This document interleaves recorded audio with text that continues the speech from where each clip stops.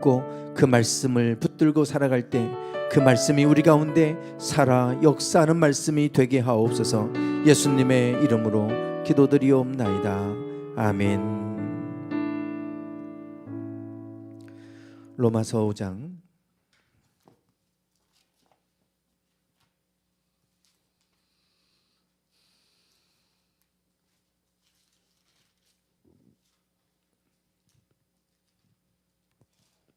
17절부터 19절까지입니다.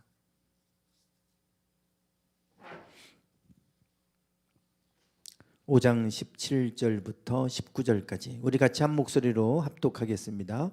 한 사람의 범죄로 말미암아 사망이 그 한 사람을 통하여 왕노릇하였은즉 더욱 은혜와 의의 선물을 넘치게 받는 자들은 한 분 예수 그리스도를 통하여 생명 안에서 왕노릇하리로다.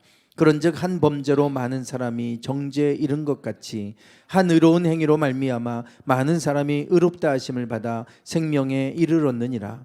한 사람이 순종하지 않으며 많은 사람이 죄인 된 것 같이 한 사람이 순종하심으로 많은 사람이 의인이 되리라. 아멘.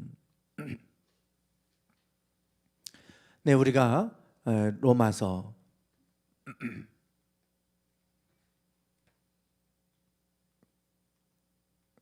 권사님 이거 마우스가 안 돼. 잠깐만요. 네, 뒤에 권사님 히터 좀 꺼주세요. 네, 우리 로마서 말씀을 나누고 있습니다. 로마서 핵심 구절, 로마서 1장 17절이죠. 이제는 우리가 반복을 하다 보면 이제 암송하실 수도 있을 것 같은데 우리 17절 같이 읽겠습니다. 시작. 복음에는 하나님의 의가 나타나서 믿음으로 믿음에 이르게 하나니 기록된 바 오직 의인은 믿음으로 말미암아 살리라 함과 같으니라. 아멘. 네, 로마서의 핵심 구절이고 이 구절이 로마서 전체를 보여주고 있다. 그래서 하나님의 의, 먼저 그의 나라와 그의 의를 구하라. 예수님께서 하나님의 나라를 가르쳐 주셨죠. 그리고 그의 나라와 그의 의에 대해서 말씀을 하고 있는데요, 예수님이 이 땅에 오셔서 하나님의 나라를 말씀하셨어요. 이 세상 나라, 사람들이 무엇을 먹을까 마실까 입을까 이 세상적인 거 갖고 염려하고 살아갈 때 이런 거 염려하지 말아라. 이런 건 이방인들이 구하는 것이다. 이런 것들이 있어야 될 줄 주께서 아신다. 하나님이 아신다. 그러시고 너희는 먼저 그의 나라와 그의 의를 구해라. 그리하면 이 모든 것을 너에게 더하여 주시리라. 이렇게 말씀하셨죠. 그래서 예수님은 하나님의 나라를 볼 수 있도록 하나님의 나라의 일들을 기적으로 보여주셨습니다. 그리고 하나님 나라의 일들을 비유로 말씀해 주셨어요. 왜냐하면 하나님의 나라를 우리가 어떻게 무엇으로 설명할 수 있겠어요? 그러니까 이 세상에서 가장 비슷한 것으로 이해할 수 있는 언어로 설명을 하려고 하다 보니 비유적인 표현을 통해서 하시게 되죠. 그래서 승천하실 때까지 하나님의 나라의 일들을 말씀하시고 가르치신 것을 보게 됩니다. 그리고 그 하나님의 의는 이제 우리 서신서에 나타나 있죠. 특별히 로마서에 이것이 이제 나타나 있습니다. 그래서 도표로 나타내면 하나님의 의가 복음에 나타났어요. 복음에 하나님의 의가 나타났죠. 그래서 우리 인간의 의가 아니고 하나님의 의입니다. 우리 인간의 의는 내가 뭔가를 열심히 노력해서 의롭게 살아서 착하게 살아서 도달하는 게 인간의 의잖아요. 우리의 의, 성경에서 말하는 건 우리의 인간의 의를 말하지 않습니다.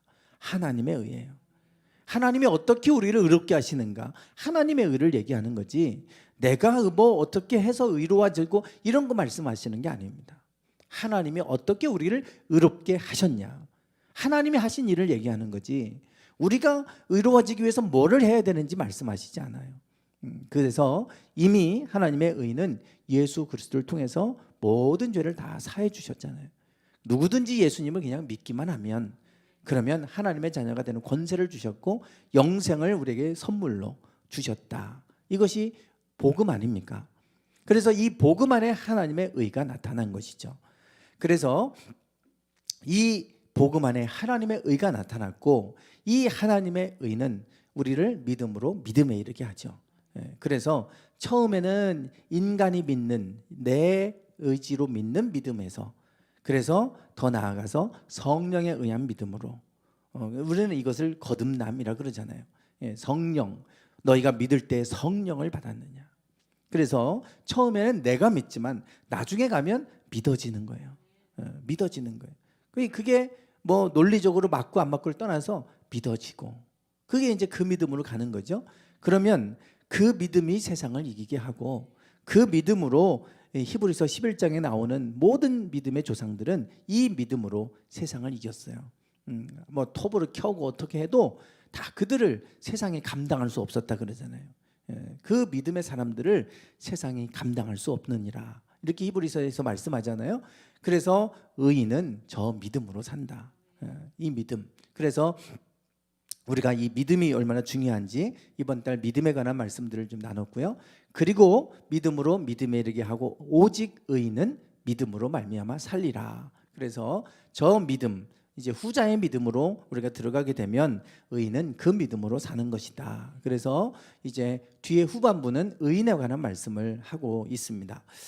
1장 우리가 이제 1장이 뭐였죠? 네, 이방인의 불의입니다. 하나님의 의를 얘기하기 전에 인간의 불의를 얘기하는데 이방인의 불의. 그리고 2장은 이스라엘의 불의. 이스라엘의 불의. 그리고 3장은 온 인류의 불의. 4장. 네. 아브라함이죠. 아브라함 4장. 믿음으로 이루어진 아브라함에 대해서 얘기합니다. 십자가에서 왼편에 아브라함. 그다음에 오른 가운데 아담과 예수 그리스도. 아담과 예수 그리스도 5장 한가운데죠. 십자가. 6장은 세례.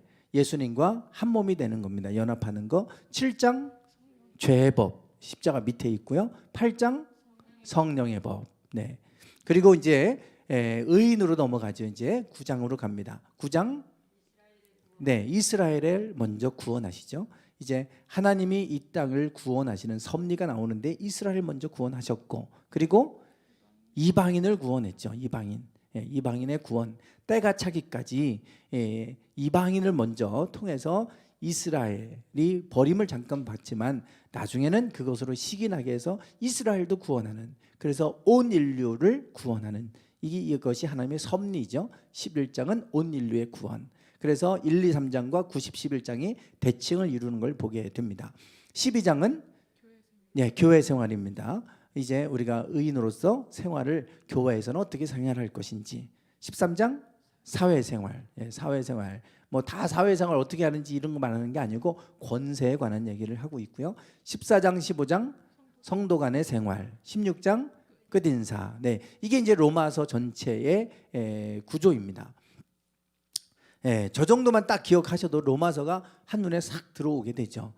그래서 우리가 로마서를 어려워하고 또 로마서가 중요하다고 하는데 어려워들 하시니까 이렇게 한번 틀을 좀 잡고 있으면 어렵지 않아요. 이제 어렵지 않고 중요한 틀을 이제 보는 거고 그 안에 이제 뭐 우리 깊이 묵상해야 될 말씀들도 있겠죠. 이제 그런 것들은 저 틀에다가 여러분이 읽으실 때마다 이제 보시면 됩니다. 1, 2, 3장은 인간의 불의, 그 다음에 4장부터 8장까지는 우리가 믿음으로 얻는 의, 그리고 9장부터 11장은 인간의 구원, 12장부터는 의인의 삶.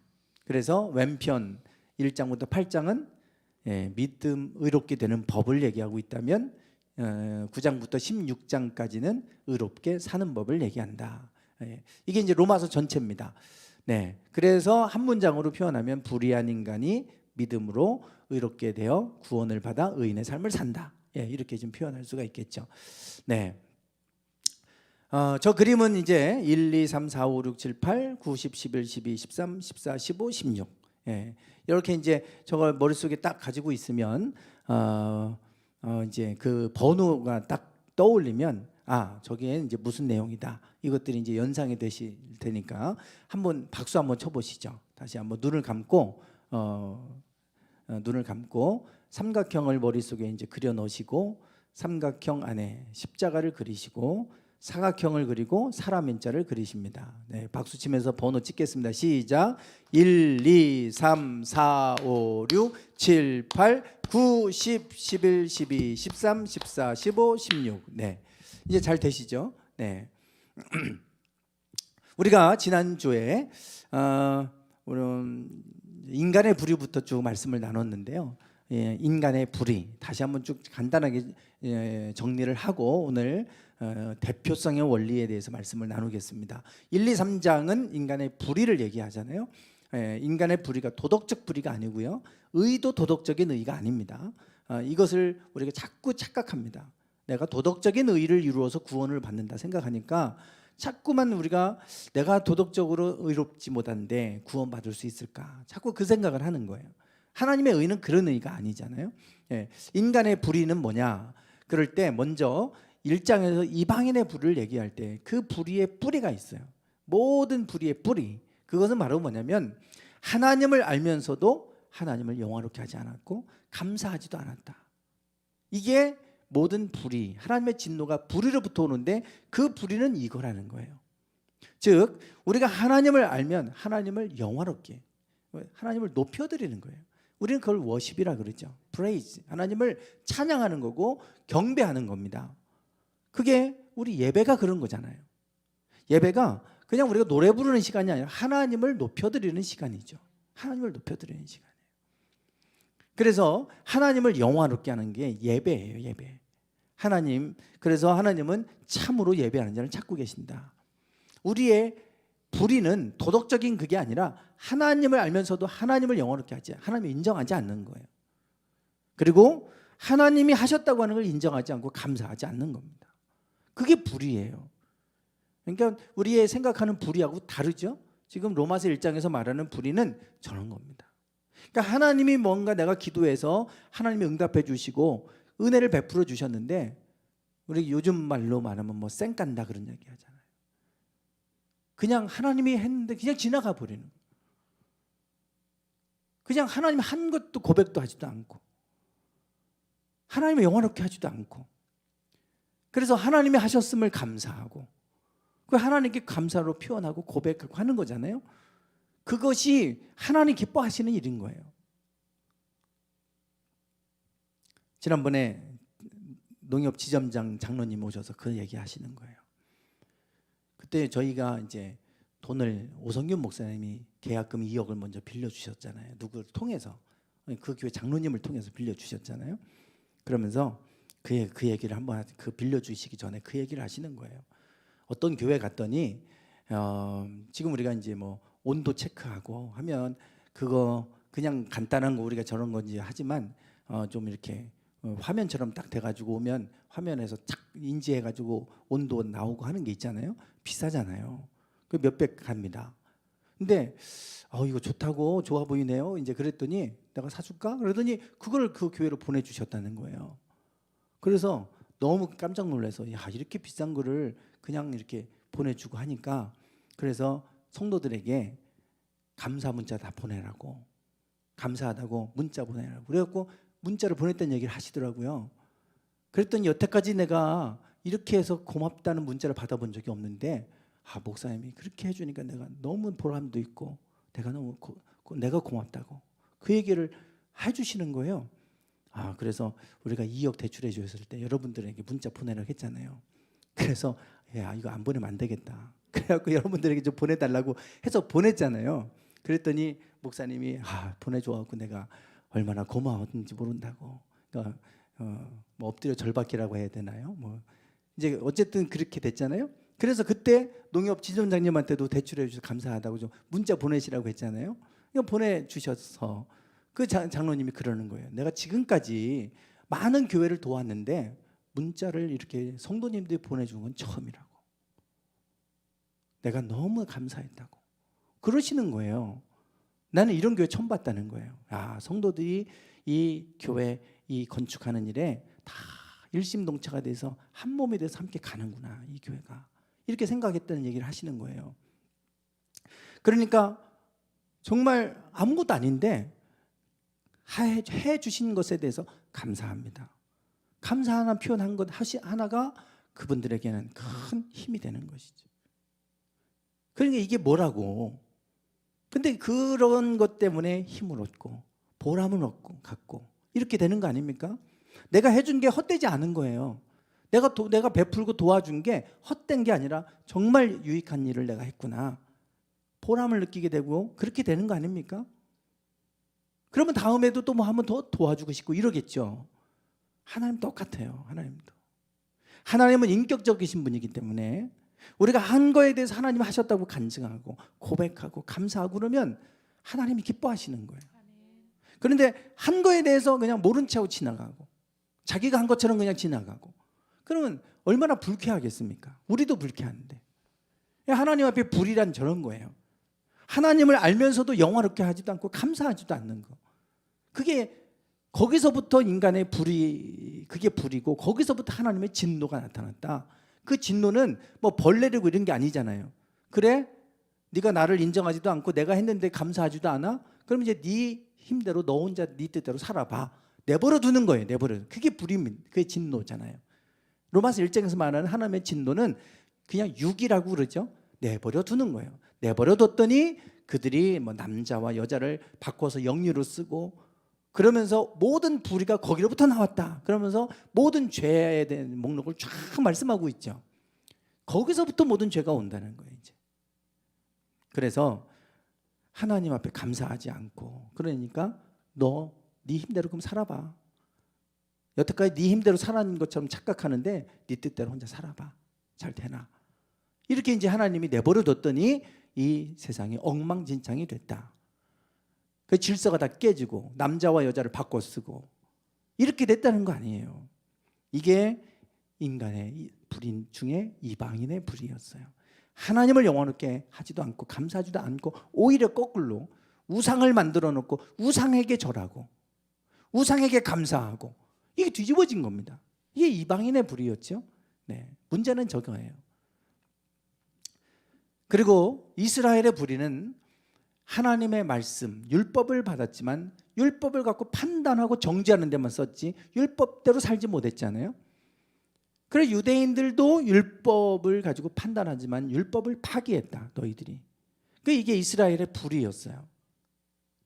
그러면 유대인의 나음이 무엇이고 할례의 유익이 뭐냐? 그럴 때 범사에 많지만 그들이 하나님의 말씀을 맡았다는 것. 가장 첫 번째 유익은 하나님의 말씀을 맡은 것이다. 지난주에 저 말씀을 가지고 그냥 1시간 다 저 말씀을 나누다 끝났습니다. 하나님의 말씀을 맡았다는 거. 그래서 이스라엘 유대인들은 지금까지도 성년식 만 13세가 되면 성년식을 아주 거창하게 합니다. 가장 중요한 행사죠. 만 13살이라고 해봐야 이제 중학생 정도 되나요? 초등학교 6학년인가요? 만 13세면 중학교 1학년 되겠네요. 그때 성년식을 해주는 거예요. 육체적으로 커서가 아니라 이제는 스스로 하나님의 말씀을 읽을 수 있고 판단할 수 있는 능력이 된 나이. 그게 기준입니다. 그래서 그들은 어릴 때부터는 아버지가 말씀으로 안식일이 되면 말씀을 계속해서 가르치고 이렇게 하죠. 회당에서 가르치고 그렇게 하다가 만 13세가 되면 스스로 토라를 읽고 그래서 그들이 도서관에 모이면 그들이 앉아서 토론을 합니다. 다른 건 무슨 수학, 영어 이런 거 갖고 하는 게 아니고요. 토라, 하나님의 말씀 갖고 토론하는 거예요. 그게 그들의 교육입니다. 그러니까 도서관 가면 시끌벅적해요. 그래서 유대인에 관련된 그러한 다큐멘터리를 보면 그들이 도서관의 배경, 그 분위기를 다 보여주는데 그냥 앉으면 혼자 앉아서 공부하지 않아요. 3명, 4명이 이렇게 앉아요. 그래서 자기들끼리 서로 토론하는 거예요. 그래서 이 말씀을 갖고 나는 이런 생각을 했는데 너는 어떻게 생각하냐? 그러면 서로 논쟁하고 막 이렇게 토론도 하고 그러면서 거기서 지혜를 얻어요. 이게 이제 그들의 학습법이죠. 그래서 그들의 가장 본질 안에는 하나님의 말씀이 있다. 그래서 하나님이 그들을 복되게 하시. 지금까지도 유대인을 통해서 어떻게 일하고 계신지 우리가 다 잘 알고 있지 않습니까? 종교개혁을 단행했던 이 마틴 루터 1517년에 사실은 거대한 교황권과 맞서 싸운 거잖아요. 그때 다 실패했지만 마틴 루터가 성공했던 비결이 있었잖아요. 성경을 번역했다.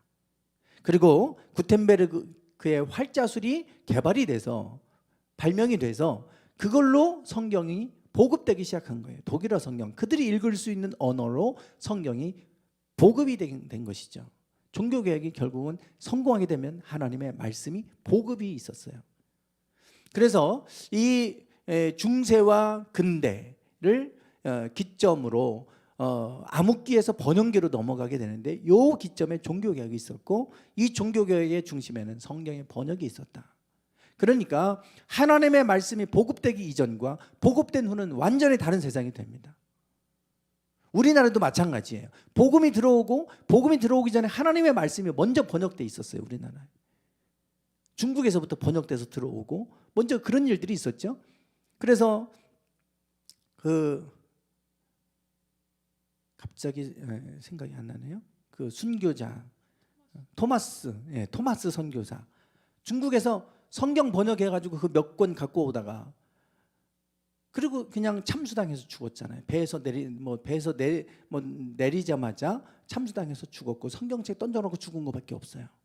그런데 그 성경책 던져놓은 거를 누가 주워다가 집에다 도배해놓고 있다가 스스로 예수님을 믿고, 우리나라 최초의 널다리골 교회가 그래서 그 탄생하고, 그 교회가 나중에 부흥돼서, 그래서 그곳이 성령이 1907년 평양 대부흥운동이 일어났던, 성령이 임했던 장대현 교회가 된 것이죠. 그 교회가.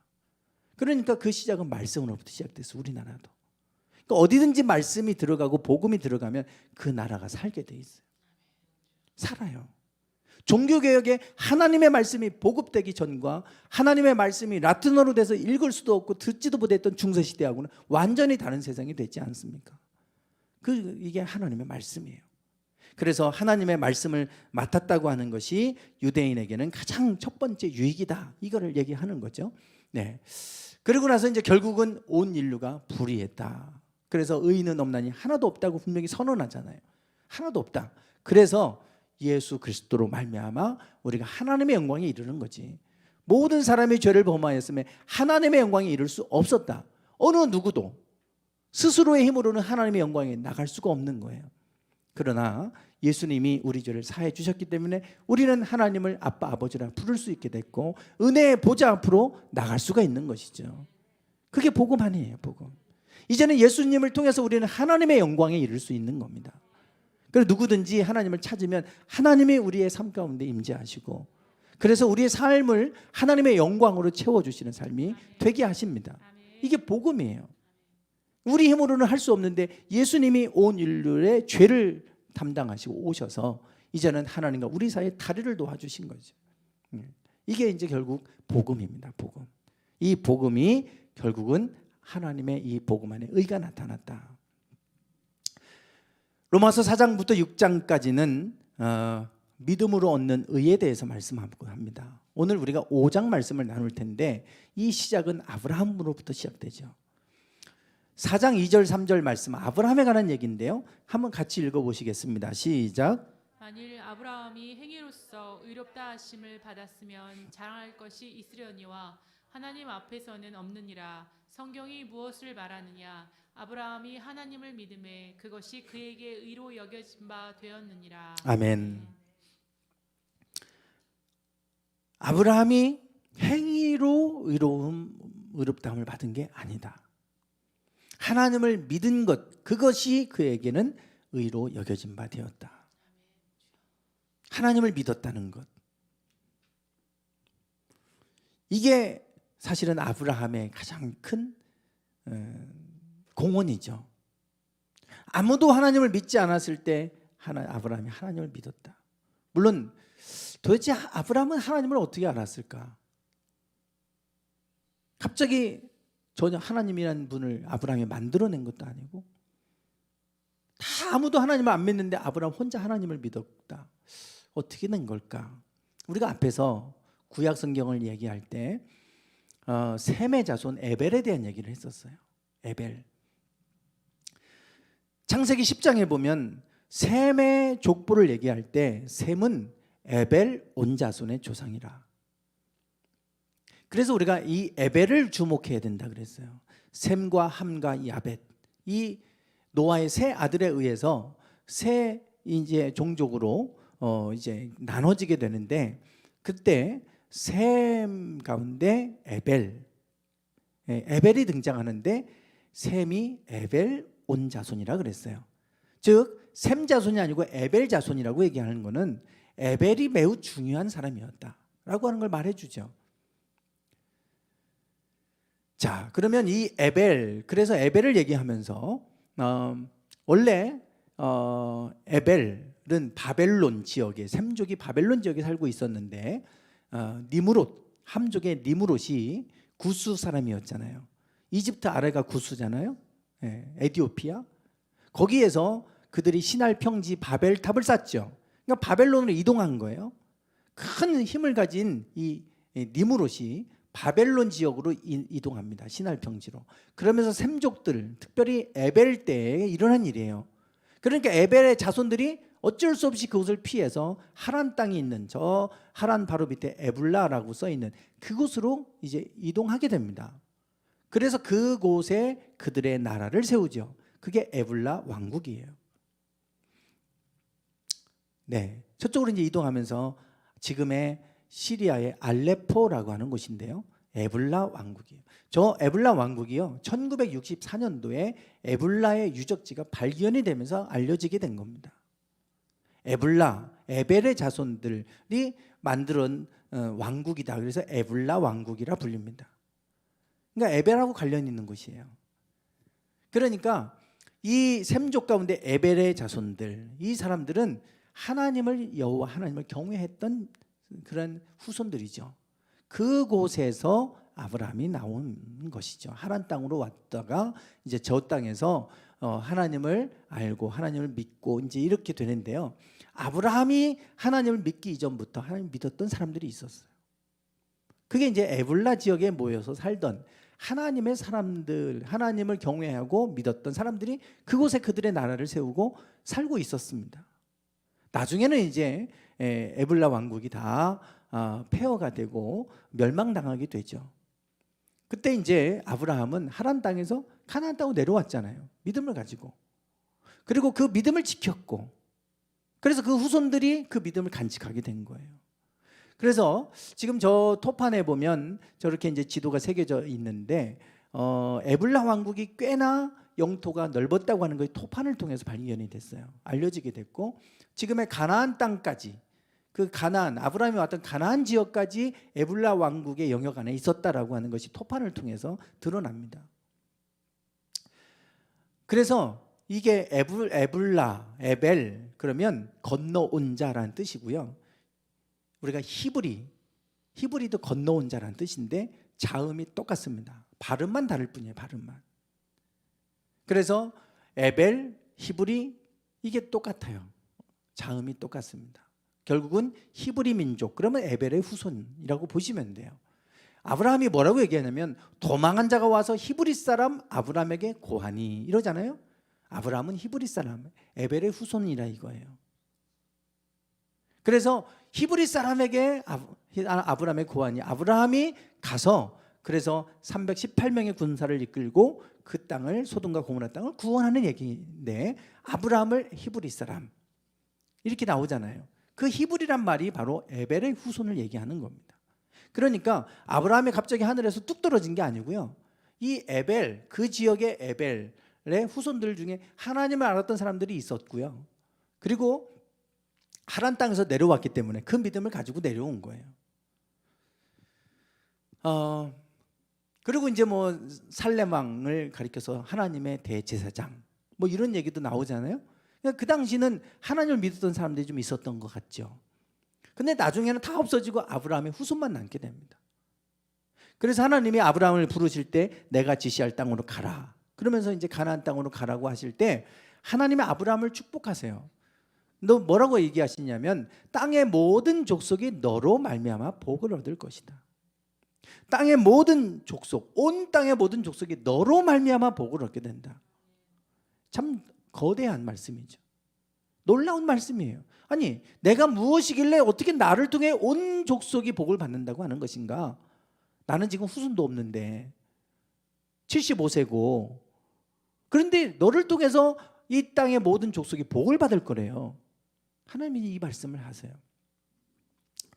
그리고 사실은 우리가 이 한 사람을 통해 온 땅이 축복 복을 받는데 우리가 복을 하나님 주시는 원리를 아셔야 돼요. 하나님 복 주시는 원리가 있어요. 다 각 사람을 다 복 주시는 것 같잖아요. 그게 아니라 복의 사람을 통해서 하나님은 이 아브라함을 복의 사람이 되게 했고요. 아브라함을 통해 온 땅이 복받게 하시죠. 복의 사람이 있습니다. 저 유대인들 보세요. 내가 지난주에도 제가 소개를 했잖아요. 각 분야에 뛰어난 사람들이 있어요. 근데 저 한 사람들이 전 세상에 가지고 있는 부의 많은 부분을 가지고 있죠. 저 사람들을 통해서 온 땅에 문명이 발달합니다. 우리가 컴퓨터가 보급되면서 이제는 우리가 다 누구나 컴퓨터를 다루게 됐잖아요. 빌 게이츠 한 사람을 통해서. 그게 여러 사람이 아니라 한 사람을 통해 일어난 일이고요. 스티브 잡스를 통해서 우리가 모바일 시대로 들어가게 되잖아요. 그러니 완전히 한 사람을 통해 우리 모두가 다 그 문명의 이익을 누리게 됩니다. 모든 게 다 마찬가지예요. 뭐 구글도 마찬가지고 페이스북도 마찬가지고 과학계의 어떤 업적도 마찬가지입니다. 아인슈타인과 같은 매우 천재적인 한 사람을 통해서 이게 완전히 도약을 해버리잖아요. 우리 어떤 기술이라든지 뭐 모든 학문이라든지 모든 영역이 다 그래. 한 사람에 의해서 완전히 바뀌고 이루어져 갑니다. 아브라함도 한 사람을 통해 온 땅이 복을 얻게 될 거다. 실제로 저 한 사람들을 통해 우리가 다 구글 가지고 다 안드로이드 하고 있잖아요. 저 한 사람 때문에 우리가 다 그거 갖고 지금 하고 있는 거 아닙니까? 애플하고 저 구글하고 두 개? 다 유대인들이에요, 사실은. 다 컴퓨터, 마이크로소프트 다 쓰잖아요. 다 저 한 사람 때문에 그런 거 아닙니까? 빌 게이츠. 그러니까 저런 한 사람에 의해서 우리 온 땅에 그것을 누리고 살잖아요. 너로 말미암아 온 땅에 복을 얻게 하겠다. 그러니까 하나님 복 주시는 원리는 한 사람을 통해서 많은 사람이 복을 누리게 하세요. 복의 사람이 있어요. 복의 사람이. 그러니까 우리가 정말 하나님의 사람들은 하나님이 나를 복 주셨다. 그러면 나 혼자 쌓아놓고 잘 먹고 잘 사는 게 아니라 나를 통해 흘러가게 해야 돼요. 그게 축복의 통로입니다. 나를 통해 흘러가게 되는 거예요. 믿음의 사람이 있어요. 복의 사람이 있는 것처럼 믿음의 사람이 있어서 그 한 사람 때문에 많은 사람들에게 믿음이 흘러갑니다. 기도의 사람이 있어요. 그래서 그 사람을 통해 많은 중보 기도가 또 일어나고 그럽니다. 다 기도할 것 같지만 아니잖아요. 분명히 그런 사람들이 있어요. 구제하는 사람들, 특별히 그거에 대해서 사명감을 갖고 있는 사람이 있잖아요. 수많은 사람이 못하는 걸 한 사람이 합니다. 막 몇십억씩 그냥 막 기부하고. 그러니까 그런 사람들이 또 있는 거예요. 그러니까 하나님은 한 사람을 통해 일하세요. 한 사람. 그게 오늘 이제 5장하고 연결되는데요. 아브라함 이후에 이 세상은요, 하나님을 다 잃어버렸고 다 다신교로 다 넘어가 버렸죠. 그래서 태양도 신이고 달도 신이고 뭐 또 바람도 신이고 뭐 모든 게 다 신이었잖아요. 신. 다. 여호와 하나님 한 분만 하나님이다. 이 유일신 사상은 오직 히브리 민족, 우리가 이 히브리 민족만 가지고 있었던 유일신 사상이에요. 없습니다. 세상에 유일신을 믿는 종교 하나도 없어요. 오직 아브라함의 후손들만 이 신앙 갖고 있었어요. 다 누구든지 이 세상에 존재하는 신은 수없이 많다고 생각을 했습니다. 그 정도로. 그런데 이 로마 제국도 그런 제국이었죠. 근데 유일신 사상을 받아들이잖아요. 다 신이라고 믿었던 사람들이 다 버리고 하나님 한 분 한 분만 믿기로 결정한다는 게 쉬운 일이 아니죠. 제가 캄보디아 단기 선교를 갔을 때 복음을 전해주면요, 얼마나 잘 받아들이는지 몰라요. 일본도 마찬가지입니다. 왜? 다 모든 걸 신이라고 하니까 수많은 신들 중에 하나 더 받아들이는 건 아무것도 아니에요. 그런데 오직 예수님만 믿어야 구원받는다. 다른 신을 다 버려야 되고 오직 예수님만 믿어야 된다 그러면 돌변합니다. 사람들이. 캄보디아 뭐 동남아 가도 그렇고요. 일본도 마찬가지예요. 로마도 그랬어요. 로마도. 그런데 유일신 신앙으로 바뀌었잖아요. 아브라함의 후손들에 의해서 유혈신 신앙이 오직 그 민족에게만 흘러내려왔어요. 그래서 이 신앙이 온 그 땅에 로마를 덮었을 때 로마와 이 게르만족, 야만족들이 문명을 이루게 되고 그 문명을 꽃을 피우게 되고 그러잖아요. 이 참 복음이라는 게 희한해요. 그래서 우리가 이 다신교에서 유일신 사상을 가졌던 아브라함, 그 후손들을 통해서 온 땅을 하나님 복 주시는 거예요. 그러니까 복음이 들어가는 곳곳마다 살아납니다. 아프리카도 마찬가지예요. 그 복음이 들어가면 우리나라처럼 흑암에 있던 이 나라도 바뀌어 버리잖아요. 하나님이 그래서 아브라함, 너의 그 믿음을 통해 온 땅이 그 믿음을 갖게 되면 내가 이 땅이 복받게 될 것이다 라고 하는 걸 아브라함을 통해서 이제 약속을 하시는 거죠. 자, 이제 이것이 5장의 대표성에 연결이 됩니다. 오늘 본문에 5장 19절 말씀 같이 한번 읽어보시겠습니다. 시작. 한 사람의 순종치 아니함으로 많은 사람이 죄인 된 것 같이 한 사람의 순종하심으로 많은 사람이 의인이 되리라. 아멘. 여기도 한 사람을 얘기합니다. 한 사람. 한 사람, 여기서는 아담이죠. 순종치 아니함으로 많은 사람이 죄인 된 것처럼. 아담이 죄를 범했는데 왜 우리가 죄인이 돼야 됩니까? 이해되세요? 아담이 선악과 따먹어서 죄를 범한 게 나하고 무슨 관련이 있어요? 왜 우리가 죄인이라고 그럽니까? 그것 때문에. 그런데 그걸로 인해서 우리 모든 사람의 죄가 우리 본성 안에 있어서 그 원죄라 그러잖아요. 원죄. 다 우리가 그 죄성을 가지고 살아가잖아요. 근데 사실은 잘 이해가 안 돼요. 도대체 죄가 우리 안에 들어와서 본성 안에 내재됐다는 건지 도대체 어떻게 된 건지 그 아담과 하와가 선악과 따먹고 죄를 범한 게 도대체 왜 우리하고 상관이 있고 우리가 죄인 됐다고 그러지? 예수님도 마찬가지예요. 한 사람 예수님이 순종하심으로 많은 사람이 의인이 되리라. 예수님이 죄를 위해서 죽으셨다고 하는데 그분이 순종했다고 해서 내가 왜 의인이 되는 거야?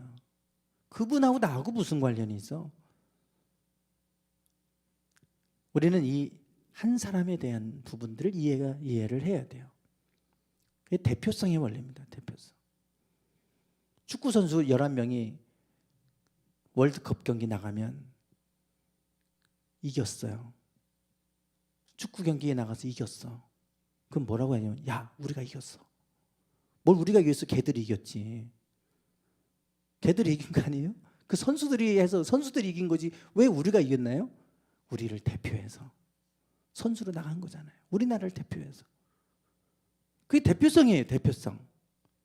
아담은 우리 인류의 대표성이고요. 예수님은 우리를 의롭게 하신 분의 대표성을 갖고 계신 분이에요. 그 대표로 하나님의 아들이 이 땅에 인간의 몸을 입고 오셨잖아요. 대표성인 거예요. 그 한 사람이. 그래서 한 사람 때문에 많은 사람이 죄인이 될 수도 있고 한 사람 때문에 의인이 될 수 있다. 이 한 사람이 중요성을 우리는 알아야 돼요. 아브라함 한 사람 때문에 온 땅이 내가 너로 인해 복받게 해줄게. 이러시잖아요. 한 사람. 예전에 우리가 이 가문을 조사를 해서 가계를 통계를 이제 낸 것 아주 유명한 예화인데요. 조나단, 아주 경건한 목사님 가정이죠. 조나단, 에드워드 조나단, 그리고 맥스 주크라고 하는 그냥 아주 난폭했던 살인자. 그런데 그 후손들을 쭉 보니까 후손이 1394명을 다 조사했는데 저기에는 대학 총장도 나오고 상원의원도 나오고 주지사, 판사, 변호사, 외과의사, 군인, 장교, 공직자, 선교사, 목사, 부통령도 나오고 시장도 나오고 아주 화려한 그런 가문의 모습을 봅니다. 근데 맥스주크의 가문을 조사해 보니까 거지가 310명이 나오고 범죄자가 150명, 술주정뱅이, 여자 절반은 창녀였고 맥스주크의 아내가 창녀였다고 그러죠. 그 집안에 흘러오는 그 자녀들의 후손들을 쭉 조사해 보니까 저렇더라 이거예요. 왜 저렇게 다를까? 그 조나단의 신앙하고 맥스주크가 난폭한 거하고 후손들이 그렇게 되는 거하고 무슨 관련이 있어요? 근데 이게 이상하게 그 집안에 흘러가고 있는 게 뭐가 있더라 이거예요. 이제 이걸 갖고 이제 논쟁이 벌어지게 됩니다. 무슨 논쟁이냐면 이게 유전이냐 환경에 의한 거냐, 이게 유전되는 거냐 아니면 이게 환경에 의한 것이냐, 이게 이제 논쟁이죠. 논쟁. 그래서 전에는 야 이게 무슨 유전되냐, 말도 안 되지, 이건 그 집안의 환경이 아마 그렇게 만들었을 거야, 환경에 영향을 많이 받는다고 생각을 했었어요. 근데 지금은요 많이 바뀌었습니다. 유전이 된다고 하는 것이 훨씬 크다는 걸 알게 됐어요.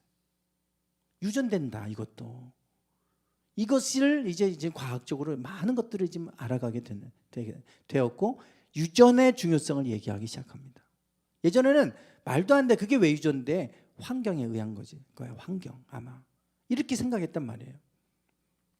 우리가 건강검진을 받으러 가게 되면, 저도 이제 12월 다 끝나가네요. 빨리 건강검진 받아야 되는데, 이 건강검진을 받으러 가게 되면 먼저 체크하는 게 있죠. 뭐 체크합니까? 가족력을 체크합니다. 부모 중에 뭐 암으로 뭐 돌아가신 분이 있는지, 뭐 당뇨, 혈압 이런 거 다 검사하잖아요. 왜? 유전되니까. 유전된단 말이에요. 근데 유전의 정의는 이렇게 되어 있습니다. 유전은 부모의 육체적, 정신적 특징 혹은 다른 특성이 유전인자를 통해 부모로부터 후손에게 전달되는 현상. 이게 브리테니커 사전에 이렇게 정의가 되어 있어요. 그러니까 육체적인 것만 유전인자를 통해 후손에게 전달되는 게 아닙니다. 여기서 주목할 수 있는 것은 뭐냐면 정신적 특징도 유전되더라 이거예요. 그러니까 그 사람이 정신적인 어떤 특성이 있을 텐데 그것도 자녀에게 전달이 되더라 이거예요. 유전되더라. 혹은 다른 특성, 이 다른 특성 안에는 종교적인 것, 종교성도 들어가 있어요. 그러니 우리가 유전된다고 하는 게 그냥 암이나 당뇨나 혈압이나 이런 것들만이 아니라 그 정신적인 거나 또 어떤 심적인 거, 심리적인 거, 정신적인 거 이런 모든 것들도 유전이 되더라 이거예요. 옛날에는 육체적인 것만, 질병적인 것만 유전된다고 생각을 했는데 그게 아니더라 이거예요. 예전에는 그게 다 환경에 의한 거라고 생각했어요. 그런 환경에 살다 보니까 결국은 그 환경이 그 후손들을, 자손들을 또 그렇게 만들겠지. 그 환경에 또 자녀의 환경이 또 자녀를 그렇게 만들겠지. 이렇게만 생각했는데 유전된다는 걸 알게 되는 거예요. 아, 이게 유전이 되는구나. 그래서 지금은 가족 치료라고 하는 걸 합니다. 치료법 중에 가족 치료. 가족 치료가 뭐냐? 3대의 가계도를 조사합니다. 그리고 3대 이상의 가계에 전수되는 게 뭐냐? 그러니까 뭔가 내 부모님, 할아버지, 할머니 거기에 있던 게 똑같이 내게 나타나고 있다. 그러면 그게 유전된다고 보는 거예요. 그러면 그거를 나 혼자 바꾼다고 바뀌는 게 아니라 그건 가족 치료를 해야 된다. 가족 전체가. 이게 이제 새로운 가족 치료라고 하는 새로운 학문의 분야예요. 그러니까 유전에 대한 이해를 하면서 가족 치료에 대한 개념이 나오기 시작합니다. 이제는 한 사람이, 나의 할아버지 할머니 때 한 사람이 뭔가 어떤 것이 있어요. 그게 또 자녀에게 흘러가요. 그러면 또 손자 손녀에게 또 흘러가고, 그게 계속 대대로 자자손손 흘러가게 되는 거예요. 나도 모르게 유전되는 거죠. 나도 모르게. 그러니까 어릴 때는 엄마 아빠를 욕하고 비방하고 그러면서 자기도 똑같이 그러고 있는 거예요. 그게 뭔가 유전되고 있는 거예요. 뭐 성경에 보면 아브라함이 자기의 아내를 누이라고 거짓말하는 게 장면이 나오는데 이삭도 똑같이 그러잖아요. 그런 게 성경에 이제 똑같이 나오죠. 무엇이 지금 흘러가고 있는가? 내 삶 속에 나타나는 게 자녀들에게서도 나타날 수 있어요. 그러니까 세대에서 세대로 흘러가는 거죠. 흘러가는 거예요. 그래서 한 사람이 신앙을 잡고 경건하게 살기 시작하면요, 전때에 있던 걸 끊어버리고 내가 믿음을 갖고 믿음 안에서 경건하게 살면 그 경건한 것들이 자녀들에게 흘러갑니다. 자녀들에게 흘러가요. 그러면 그 자녀에서 또 자녀로 흘러가요. 저희 집안은 저렇게 3대 이렇게 보면 저희 이제 아버지, 어머니, 위에 가면 할머니, 할아버지는 너무 일찍 돌아가셨어요. 저는 제가 태어나기도 전에 할아버지 일찍 돌아가셨습니다. 아버지하고 저희 고모가 먼저 청년 때 교회를 다니셨다고 그래요. 근데 이제 아버지가 공무원이 돼서 그러면서 공직생활 하면서 교회를 이제 안 나가셨던 것 같아요. 근데 이제 어머니가 아버지를 만나서 결혼하시고, 어머니는 그 집안이 불교 집안이어서 예수님을 믿지 않았었어요. 근데 아버지를 만나고 이제 그때부터 교회를 다니기 시작하셨어요. 그렇게 하다가 어머니가 성령 체험을 하셨고, 그리고 나서 아버지를 신학을 하도록 권면하셨어요. 그래서 아주 안정적인 공무원을 그만두고, 그리고 이제 목회를 시작하시도록. 그래서 뒤늦게 아주 나이가 들어서 신학을 하셨죠. 그리고 나서 이제 힘든 시간들을 보내셨어요. 제가 알죠. 아버지가 목회하실 때 정말 어렵게 개척교회부터 시작해서 해온 여정을 다 봤어요. 그러니까 너무 경제적으로 어려우니까 어머니가 맨날 손뜨개질 해가지고 그 니트를 만들고 모자를 만들고 이것저것 해가지고 팔아서 그걸로 생계 유지하고, 나가서 장에 나가서 뭐 팔아서 사시고 이렇게 하셨었어요. 정말 제가 어릴 때 정말 가난하고 너무 힘들게 살았어요. 그럼 어머니가 다 뒷받침하신 거예요. 그리고 나서 그 자녀들이 누나, 형, 저, 여동생 이 사형제가 다 신학을 하고 다 목사, 사모가 됐어요. 누나의 두 아들, 조카들이죠. 둘 다 지금 신학을 졸업하고 전도사. 한 명은 이제 내년에 안수를 받아요. 형의 아들이 하나가 있고, 저는 이제 경식이, 현식인데 현식이 신학을 하고, 그리고 이제 여동생 3명이 있어요. 고모 집안도 거기에 3명이 있는데 그 중에 한 아들은 목사가 됐고 한 딸은 사모가 돼 있어요. 셋 중에 둘이. 그러니까 이 집안에요. 저렇게, 그리고 이제 할머니도 어머니를 통해서 교회를 나가시고 신앙을 갖고 이제 그렇게 하셨죠. 한 사람의 영향력이 집안 전체가 어떻게 되는지를 보여줍니다. 그래서 그 한 사람이 믿음을 갖고 한 사람으로 말미암아 그 집안 전체의 분위기가 바뀌어버렸고 자녀들의 삶이 바뀌어버렸어요. 그 한 사람의 영향력을 우리는 무시할 수가 없어요. 니느웨, 요나 보고 니느웨를 향해 가라고 했는데 안 갔잖아요. 뭐 가서 저거 멸망당해야 될 저게 뭐, 그래서 반대로 갔다가 하나님이 풍랑을 만나게 하셔서 결국은 가게 하셨잖아요. 근데 그 한 사람이 갔는데 그 멸망받아야 될 니느웨가 구원을 받죠. 아니 내가 혼자 가서 뭘 전한다고 뭐가 바뀌어? 그런데 하나님이 그 한 사람을 통해 바꾸셨어요. 우리는 이 한 사람, 내가 신앙의 일대로 시작할 때는 힘들고 어렵겠지만 그러나 그것이 자녀들에게 흘러갑니다. 지금 우리 가정 안에 흘러오는 좋지 않은 것들이 우리 때에서 믿음 안에서 끊어지면 그것이 하나님의 축복이 흘러가는 거예요. 한 사람으로 말미암아, 분명히 한 사람으로 말미암아 많은 사람이 정죄에 이른 것처럼 의의 한 행동으로 말미암아 많은 사람이 의롭다 하심을 받아 생명에 이르렀다. 우리는 교회 안에서 나 혼자 뭐 이렇게 한다고 해서 뭐가 바뀔까? 아닙니다. 아니에요. 한 사람을 통해서 하나님이 일하세요. 한 사람을 통해 하나님이 복이 흘러갑니다. 그러니 나 혼자 해서 뭐해? 나 혼자 이렇게 산다고 누가 알아줘? 아니에요. 하나님은 한 사람을 통해 일하세요. 뭐 다 그렇게 해서 다 일어나야 될 것 같고 그런 것 같잖아요. 아닙니다. 하나님은 한 사람을 통해 일하고 계세요. 오늘 우리가 그 한 사람이 되기 원합니다. 예수님 한 분을 통해 우리가 의롭게 된 것처럼 하나님은 지금도 복의 사람 한 사람을 일으켜 세우시고 그들을 통해 일하시는 거예요. 오늘 우리가 하나님이 뭔가 나에게 말씀하시면 아유 내가 이거 한다고 해서 뭘 알아주실까? 뭐가 될까? 아닙니다. 하나님은 그걸 통해 일하세요. 오늘 우리가 그 한 사람이 되기 원합니다. 하나님이 나에게 뭔가 아브라함에게 야 너로 인해 천하만민이 복을 얻게 해줄게. 말도 안 돼. 내가 뭐라고. 근데 하나님이 그렇게 하셨잖아요. 지금 우리가 돌아보니까. 오늘 나에게 뭔가 말씀하시면 나 혼자 뭐 해서 뭐가 바뀌어? 그 생각 내려놓으시고 하나님 말씀에 순종함으로 그러면 많은 사람이 의롭게 되는 것처럼 우리가 그 한 사람이 될 때 하나님은 우리를 통해 일하실 줄 믿습니다. 오늘 우리가 그 한 사람이 되기를 원합니다. 찬양하겠습니다.